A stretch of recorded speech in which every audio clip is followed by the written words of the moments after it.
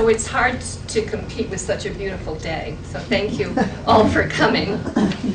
March is Women's History Month, and what better way to close out the celebration than to talk about women who work in the shadows. And many kinds of spies operate. Some try to steal economic secrets, some try to get political information. But in disguise, undercover with real women spies, the women spied during wartime. And like soldiers, the girls and women in this book worked for the cause of freedom for their countries. Now, in the past, people didn't expect women to be very good spies. They didn't think they had the strength or the know-how. But boy, were they wrong. Women have been spying for hundreds of years, and they've been good at it. They have sent secret messages right under the noses of their enemy. They've arranged escapes for prisoners. They've dashed through enemy lines. They went undercover, taking on new identities, from apple sellers to crazy neighbors to stage dancers to men. But often it was enough of a disguise for a woman spy just to be herself. Every year, Women's History Month has a theme, and this year it's to celebrate women in science and engineering. Now, several spies in this book were scientists or engineers. Take Vermont's own Anne Story, who spied during the Revolutionary War for the Green Mountain Boys. She designed and excavated a very successful cavern in the bank of a stream about up in the middle of Vermont. She not only hid her family there, but she also hid important supplies for Ethan Allen and the Green Mountain Boys, and she became one of his most valued secret agents. Now, another woman, Mabel Elliott, who worked during World War I, was a chemist. She became an expert on invisible ink. Now, Hedy Lamarr, the famous, beautiful actress, was not only an actress, she was a brilliant engineer. And some of the technology she invented way back in the 30s and 40s is used today in our GPS and in our cell phones. Wow. And so In Disguise is full of high and low tech spyware. It's very impressive what the spies and secret agents used. But more important to me is to tell stories that highlight the girls and women who were so daring and brave and stood up for what they believed in. And that's what we're going to talk about today. So I'm going to introduce some of the spies, and I'll need some volunteers to help me. I would like as many young people as I can, of which I see a few. And short of that, I will have to rely on the volunteerism of some adults. So we're first going to learn about a spy in the Revolutionary War. Since I already mentioned Anne's Story from Vermont, I thought we'd go south. And who would like to maybe volunteer to help us? Thank you very much. I see this young lady, Natasha. So you're going to step into this. It's going to be a little awkward, and I'll tie it in the back of you. We're going to first meet Emily Geiger. And she was a girl of only 18 years old, and she lived down in South Carolina during the Revolutionary War. Yeah, that's excellent. Nice.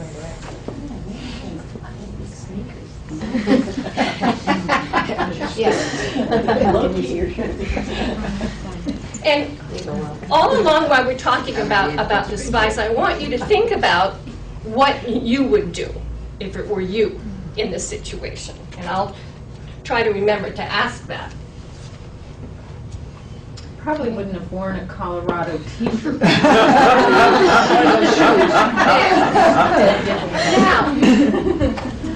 Now, all right. Now, so at the beginning of each of the skits, when I introduce the spies, there's going to be a little action. And then I'm going to stop the spy, and then I'm going to read a little bit and go back in time to how she got where she is. And then I'll come back and finish the little skit. We'll find out what they do when they get themselves into a difficult spot. So I'd like you to meet Emily Geiger. Now, during the Revolutionary War, the women helped on the battlefield. Many got the nickname Molly Pitcher for bringing pitchers of water to wounded soldiers. A few wanted to fight, but they had to disguise themselves as men. Those who stayed home knitted socks, and they made shirts, and they melted pewter to make bullets. More girls and women than we know probably spied. They eavesdropped on conversations, they gathered information, and they carried secret messages directly to army camps, relying on their wits and their courage. Now, Emily Geiger lived in South Carolina. All right. Now, Emily knew she couldn't outrun the Tory scouts. Now, who were the Tories? Supporters of the British. Excellent, yes. And who were the Patriots? American. Supporters of the Continental Army, right. So Emily knew she couldn't outrun the Tory scouts who blocked her way. So she pulled up her horse and answered their questions. She told them she lived on Cedar Creek, almost 20 miles away. They were sure she wasn't out for just a ride and accused her of being a spy. They locked her upstairs in a farmhouse. And they went to get a woman to search her. Emily paced back and forth. The message she carried couldn't be found. Okay, you can sit down. Now we have to go back in time a little bit. So Emily lived in South Carolina, and her father owned a large plantation.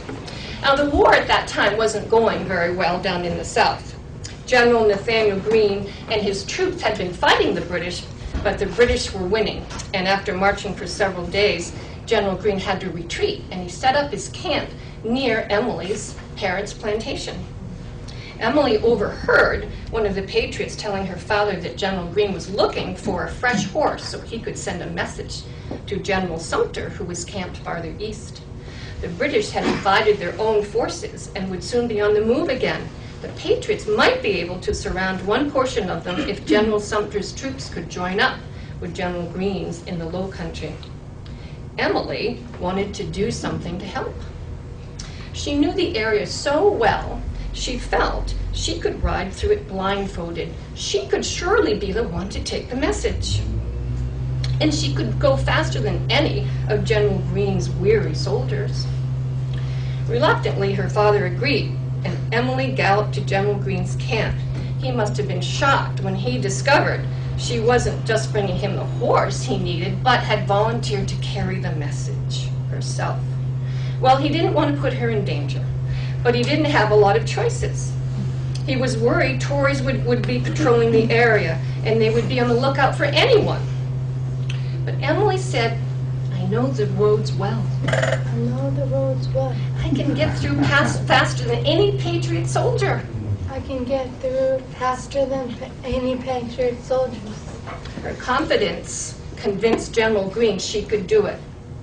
So, he wrote a message on a piece of paper,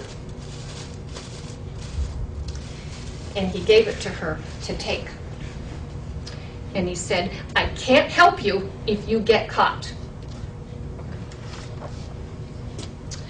Emily rode more than halfway to the camp when the Tories stopped her, not believing her story that she traveled 2 days alone just to visit a nearby family. They locked her upstairs in the farmhouse. Trapped, Emily peeked out the window. She saw a Tory woman walking across the field, and she knew she was going to be searched. What could she do? What would you do? Emily read over the letter. She memorized what it said. She tore it up and ate it.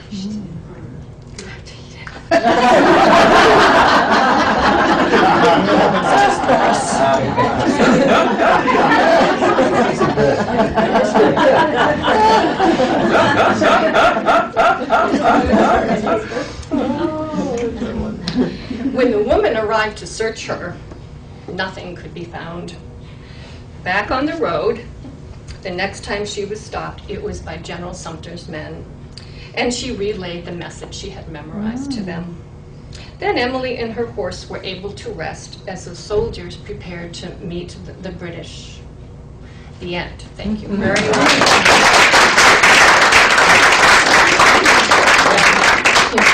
Thank you.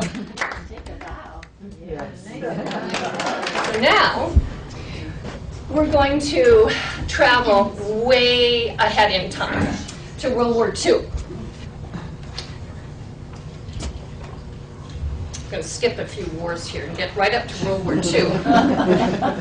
By World War II, women had become an integral part of the U.S. military, serving not only as nurses, but as pilots and truck drivers and mechanics. And they spied, with many working undercover in the resistance networks. They put themselves in harm's way to send messages, carry arms and supplies, set up rendezvous, and organize escapes. So let's meet Gertrude Sanford Legendre, making her mark. All right, who wants to volunteer? Is there someone back there, maybe? I know someone named Marissa back there. Let's get her up here. And for this one, I will also need a man to serve as a Swiss sentry guard. It's not a big, oh, thank you, sir. Right, it's not a speaking part much, but it's an important part. So you're just going to put this on. This is your traveling trench coat. That's right. Very good fighting. Well, yes. New England Patriots featured in Emily. That's good. See, because you're traveling, and then you're going to put a scarf around your head. This. There it is. Back to your eyes. All right. So, you're going to be sitting on a train here. And you're going to be the Swiss sentry guard, and you're going to hold that, and you're going to stand over here because she's going to be eventually running to try and escape into Switzerland. So you're the guard, and this is the gate, and you're eventually going to have to slowly raise it at the time. Okay. All right. So here we are. Again, we'll start in the action, then we'll go a little bit back in time. A driver in a small car picked up Gertrude and raced through war-torn Frankfurt. There, Gertrude boarded a train for Switzerland, shadowed by a tall stranger. Once on board, Gertrude kept out of sight, hiding behind the seat. The train moved slowly, inching along battered tracks. It stopped just short of the gate on the German side of the border.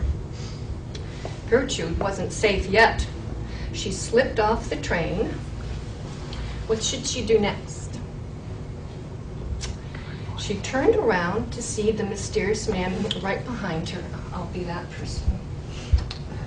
Run, he whispered, run. And he gestured toward the Swiss guard post. Gertrude started to run.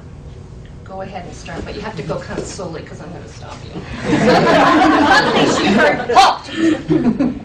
It was an armed German border guard. She had been seen.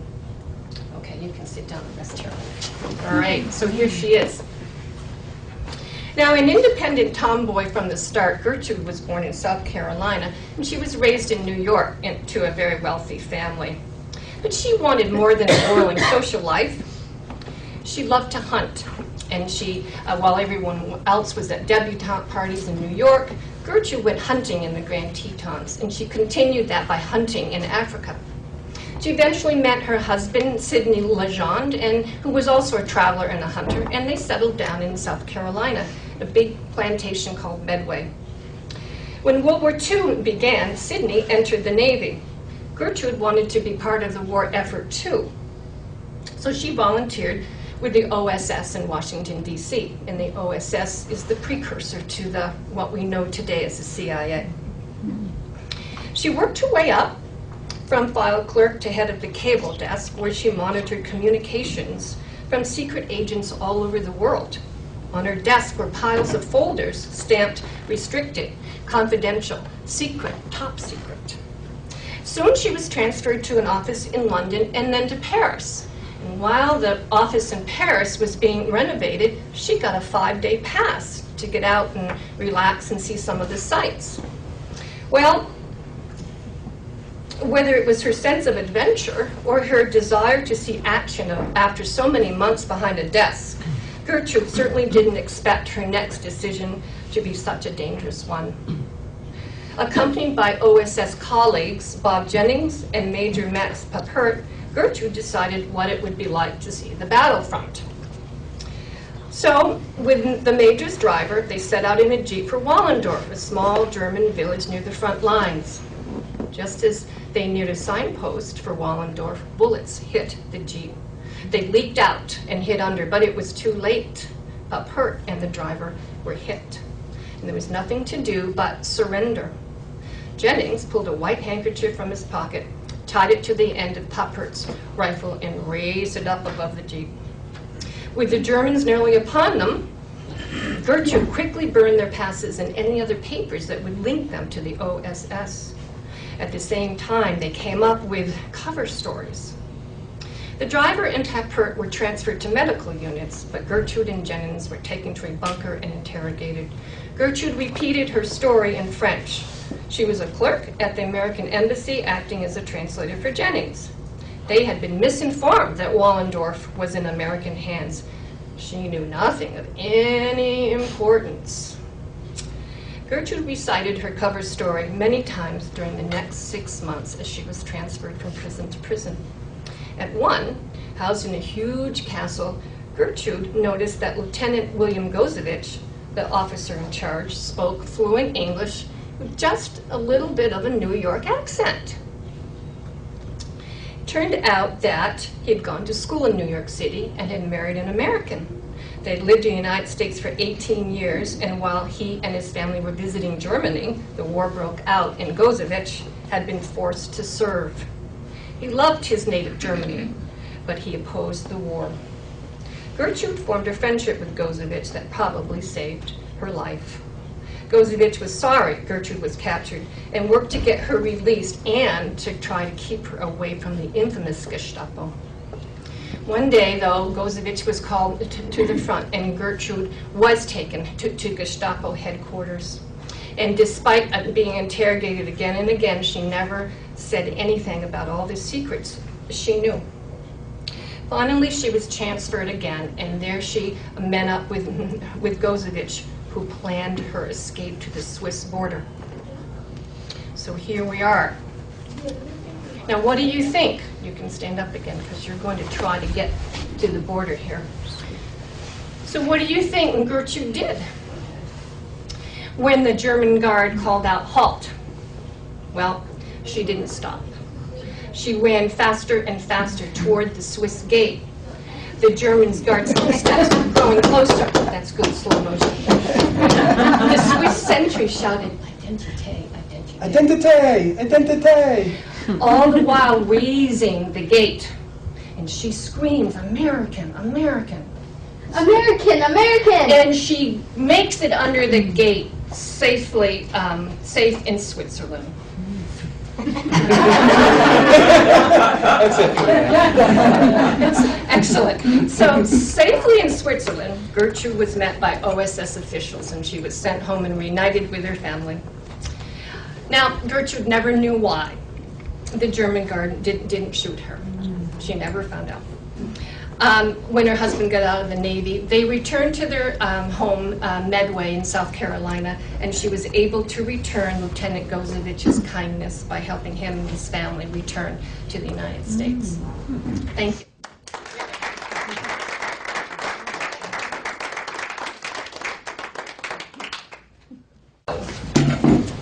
I need, we're going to just jump ahead just a little bit in time to the Chinese Revolution. And I'll need one more, if I can get a young volunteer who likes to dance, maybe. And then I'll need a man to sort of stand in the shadows. Do I have one more young volunteer? No? All right. Then I will have to rely on an adult who likes to. Judith, thank you very much. Okay, and we're going to hold. So this is a jade-handled dagger, okay? Just in case it doesn't look exactly like. Okay, you're going to stand right here. All right. So now we're going to jump ahead just a little bit to the Chinese Revolution. During World War II, the nationalists and communists in China joined together to fight fascist forces, mainly the Japanese. But once World War II was over, they went back to fighting amongst themselves, as they had for a long time. The nationalists were no match for the communists, who had a stronger, better disciplined army. And so the Nationalist Party, led by Chiang Kai-shek, was driven out of mainland China to Taiwan by the communists, who were backed at the time by the Soviet Union. So in 1949, China became the People's Republic of China, but pockets of resistance remained. The nationalists still tried to rid their country of communists, and secret agents were needed. Women played a role. They had taken on this cover of stage performance many times before, and it would work again. So here we go with our little action scene here. Eva turned toward her audience to begin dancing. Oh, and I need a man to sort of stand in the shadows.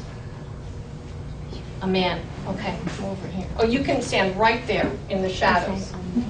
Perfect. Okay, so you're going to have to see him eventually. Okay, Eva turned toward her audience to begin dancing. Her heart started to pound.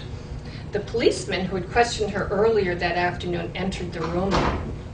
There, too, on the other side of the room, was her contact, a nationalist secret agent. Wound in Eva's hair was a white chrysanthemum, a signal to the agent her mission had gone well. With the communist police at her show, she should have been wearing a red flower to warn the agent that danger was nearby. How could she change the white flower to red?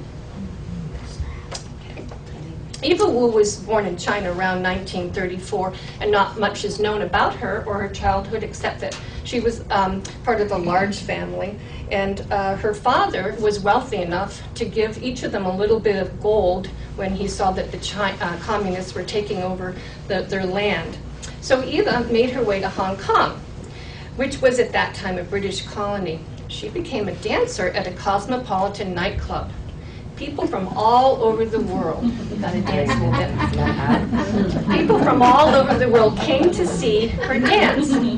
One of her most famous performances was a temple dance to keep away evil spirits. In one hand, she carried a jade-handled dagger. In the other, a bowl of water. With graceful gestures, Eva gave the impression she was purifying herself, the audience, and all of the land around them. At the end of the dance, the audience often sat silently entranced. So enchanting was Eva's beauty and the movements of her dance. While Eva enjoyed dancing, she wondered how she could help get her country rid of the communists. And her answer came one night in the form of a stranger who met with her after the show. And he asked if she would like to serve her country, and she agreed, and she became a secret agent for the Nationalist Party. He explained to Eva that her missions would be simple. She would serve as a courier, smuggling messages out of Hong Kong into nearby Kowloon, a communist-held city. Well, she already had the perfect disguise, a dancer browsing the shops in Kowloon for silks, brocades, and perfumes. To find out how her mission went, the intelligence officer would attend her shows. If all had gone well, Eva would wear A, white chrysanthemum in her hair. If she needed to warn him, the flower would be red. On Eva's first mission, she hid a written message in her massive, shiny black hair. Well, which she arranged in loops. During an innocent shopping expedition, Eva easily passed the letter to a shopkeeper who was really another nationalist agent. And on later missions, Eva's reports were hidden on microfilm. Anyone watching this delicate-looking dancer finger a swatch of silk or buy a new costume would never suspect her of transferring spy documents. Yet, Eva became an important undercover courier in that area for Chiang Kai-shek's espionage system. For months, everything went smoothly, and Eva felt proud that she was helping in this small way. As an added bonus, the intelligence officer gave her information on the whereabouts of her family. One day, while shopping, she was stopped by the communist police. They had suspected Eva for some time and insisted on searching her. They took her to a police station where a woman searched her and all of her belongings. She found nothing and let Eva go. But Eva was carrying a message. It was hidden in a microdot as small as a pinpoint, placed on the inside of one of her hairpins. Once out of sight of the police, Eva delivered her message. That evening, then, Eva stepped onto the stage. She hadn't expected to see the policemen. Well, she realized that the communists must still suspect her. Did they know her contact was at the show? If seen together, she and the other agent would be arrested. As the music to the purification dance began, it came to her. She knew how to warn her contact right under the noses of the communist police. She would simply add a new ending to her dance. As the dance ended, Eva slowly kneeled and placed the brass bowl on the floor before her. She took the dagger from her sash and cut a long gash down the length of her arm. With a dramatic gesture, she ran the white chrysanthemum up and down the gash. Okay, good. And then held the red flower up high above her head. And she smiled. The audience was spellbound by the new ending. Eva's contact was not. He knew there was trouble.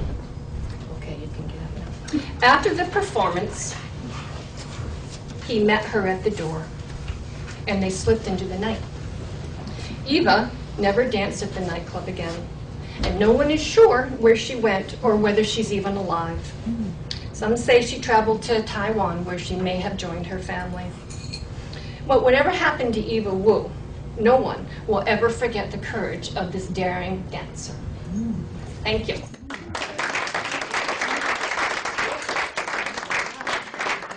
Since this is Women's History Month, I thought I would end my talk with some very ancient and low-tech spycraft.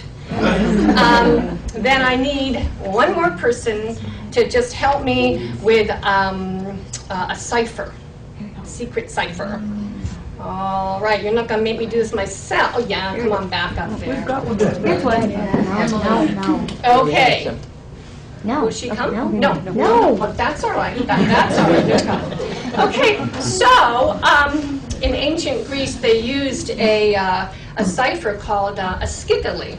And it was made out of a long piece of skin back then, a strip of skin. And the courier would wear this around his belt and go to his contact, where that person would then take it and wrap the skin around a wooden dowel. And the trick was, well, maybe you can tell me what the trick is. So I'm going to, so can anyone read what this says? Can you read what that says? No. Anyone? Does anyone read what this message says? We want volunteers.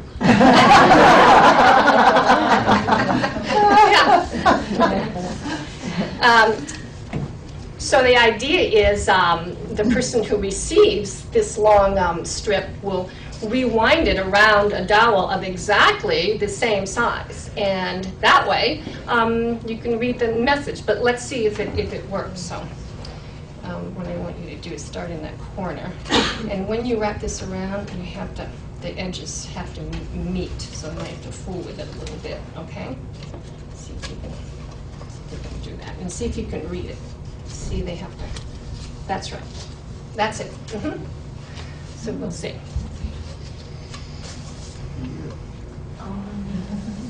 That's exactly right. We'll see if my skittily works. What kind of skin is it? Back then, it was just an animal skin that they used. Spell skittily. Skittily, S-K-Y-T-A-L-E, rhymes with Italy. Uh-huh. Good for spelling. Skittily. Yeah. That's it. Keep on going. Almost there. It's very, very, very simple, but very effective, and something you can all do with your children or your grandchildren, and it's great fun. So what does it say? Thank you for having me.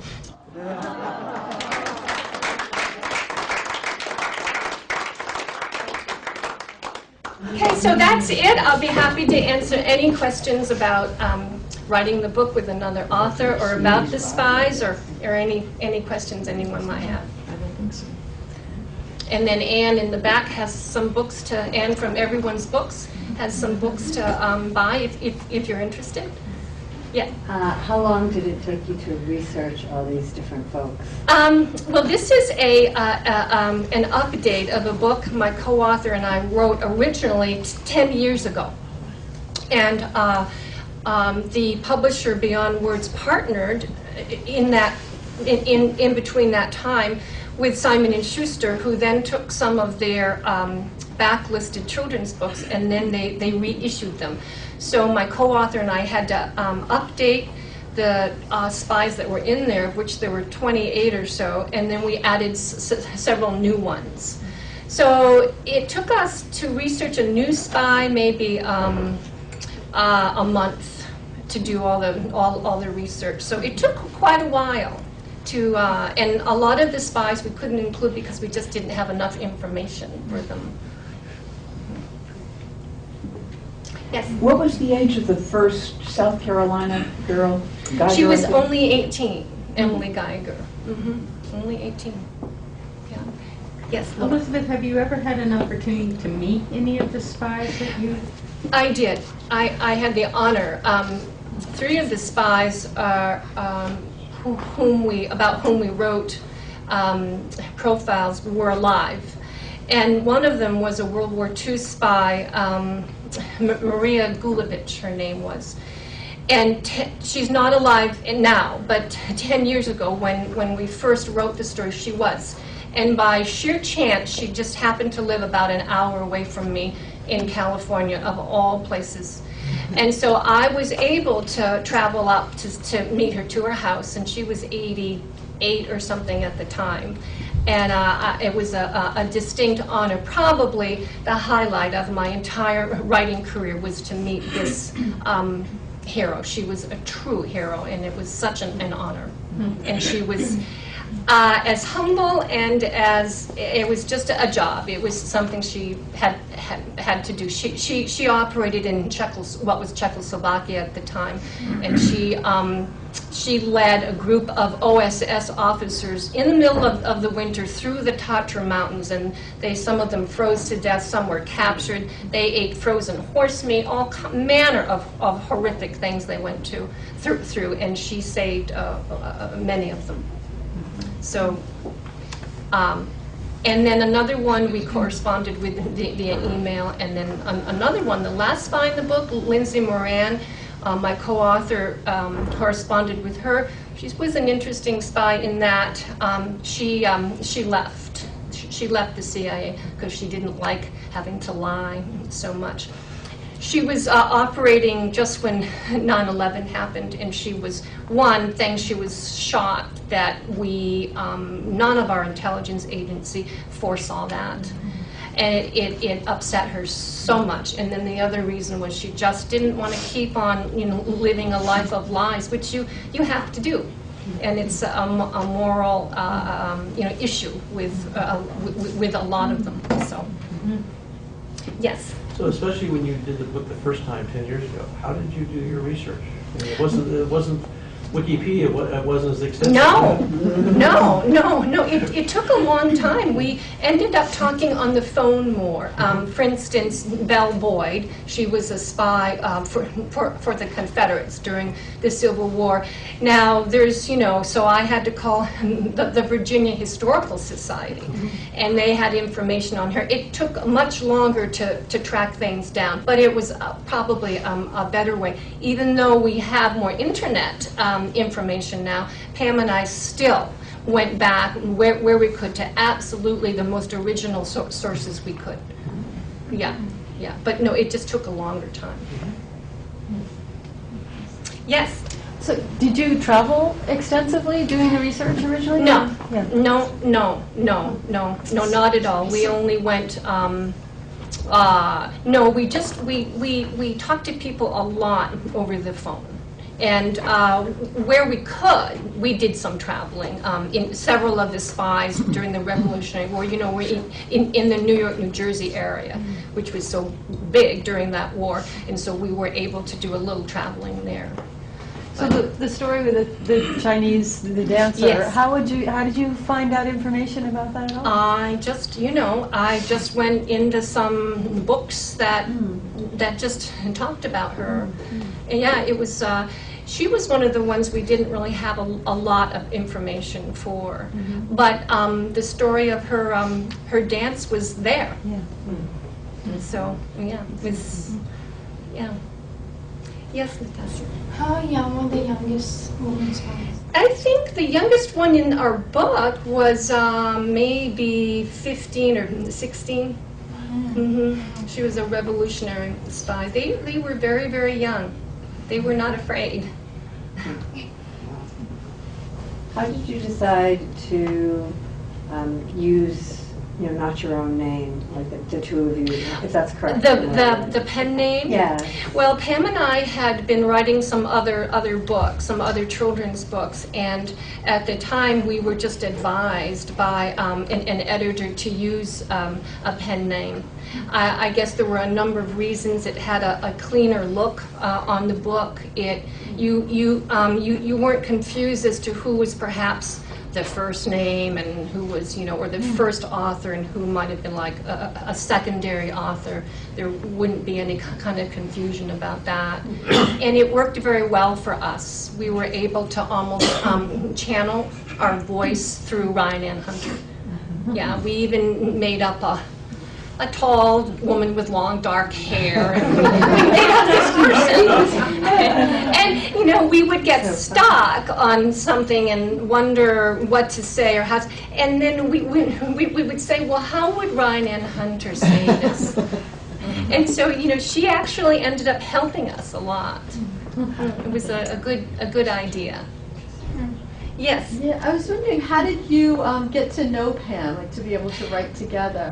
We just bumped into each other a long time ago in a writing group. And she wrote fiction for young children, and I wrote nonfiction. And I guess she wrote fiction for middle grade kids. And I don't know. You know what we did? We thought we would try writing a story, a picture book, a nonfiction picture book, as an exercise, just for fun. And so we did. It was about tunnels, or bridges, maybe. And as a lark, we sent it out, and I don't know, it worked.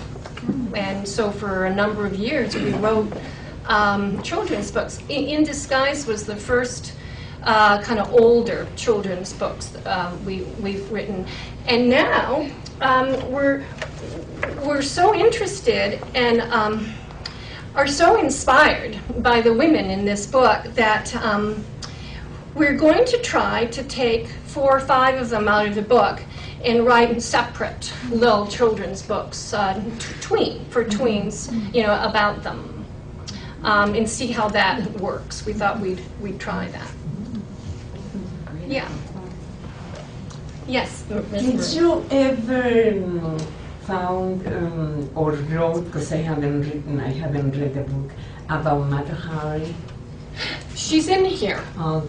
Yeah. What can you tell us a little bit about? Mata Hari, unfortunately, got caught up in the glamour of being a spy, and she spied for both sides and got in trouble for it, and I believe it was the French who finally had enough and executed her. And she would spy for the Germans, and she would spy for the Allied, and she got herself mixed up. Another spy who spied during Mata Hari's time, a French spy named Martha Ricker, she had to do the same thing. She operated as a double agent, but she kept things straight in her head for whom she was working, and she got through it fine. But Mata Hari just did not. She got a little, yes. So this morning I went on your Facebook and it looks great. And I was wondering. Oh, thank you. We're just learning. I didn't know you were local until I went on there, so I'm glad you're here in Vermont. Thank you very much. Yeah. And what kind of feedback, if anything, do you get from your Facebook, from either friends or just people looking into the kinds of books you write and the information? Is it positive? Do they give suggestions to you? Well, we haven't had it up that long, so right now we haven't gotten a lot of advice or a lot of questions or a lot of feedback, just from probably a few friends who know that we're trying to do this. We've gotten some good feedback from a bookstore owner, a couple of bookstore owners who have gotten the book, and that's been nice, but I'm not going to say that we've had a ton of traffic on the Facebook page. I think it takes a little while, and we're still learning how to do that, but that's a very good question, and I think it's a valid one for a writer. Yeah. Is it under your name or the pen name? No. We have a book Facebook page under Ryan Ann Hunter. So, and we have a page on Goodreads, which is also a new thing for us. It wasn't there. Facebook wasn't there 10 years ago, and Goodreads was not around. So we encourage anyone who does get a book and read it to, you can go on Amazon, Goodreads, or our Facebook page and talk about it. Yeah, that's all new. Yes, sir. Did you have a favorite spy? That's a good question. I think one of my favorites was the very first spy, Aphra Bain, and I think because she lived during the 1600s, when she was trying to do the impossible, which was to make a living by being a writer. And back as a woman in the 1600s, and I just admired her steadfastness about this goal of hers. Spying was one of the things she tried. She did it to earn money. And being a woman, King Charles II was the King of England at the time, and although he hired her, he didn't believe her the intelligence that she actually got from the Dutch. The Dutch were threatening to invade England at the time because they were fighting over trade routes. And so she became a spy, went to Holland, found out that the Dutch were planning to sail up the Thames and invade, and they poo-pooed that. Why? Because she's a woman. And so they didn't pay any attention, and sure enough, the Dutch came right up with their ships, and they burned a lot of English vessels down. And the English were very humiliated and embarrassed. So I would say maybe because of the time, and she did become a writer, and she did actually sell her stuff. And so I think because of that, she's at least one of my favorite spies. Yes. Yeah. I have another question. How far back goes the history of women spying? Well, back to the Bible, you know, Samson and Delilah, she was the spy. And the Philistines, I think, I'm not that knowledgeable about my biblical history, but I think she was a spy for the Philistines. So it goes way, way back then. They've been spies for thousands of years. Yeah, ancient history. Mhm. Sure, yeah. Writing books for young children. I was wondering if you had children of your own. And how Oh, yes, that I do. affected your writing career too. Well, that's a little bit how I got started writing children's books, because I had a training and my background was in science writing. And when I had children, I got interested in children's books and nonfiction. And so I would say that they inspired me a little bit to try my hand at writing children's nonfiction. Very, very, very much, and they're very tough critics. Very, very tough. One of them in particular. Quite a tough critic she is. She still is. She still is. So, yeah. Yeah. Well, thank you very much for coming again on a beautiful day. And if you are interested in purchasing a book, they're back there. And I have some bookmarks as well. Okay.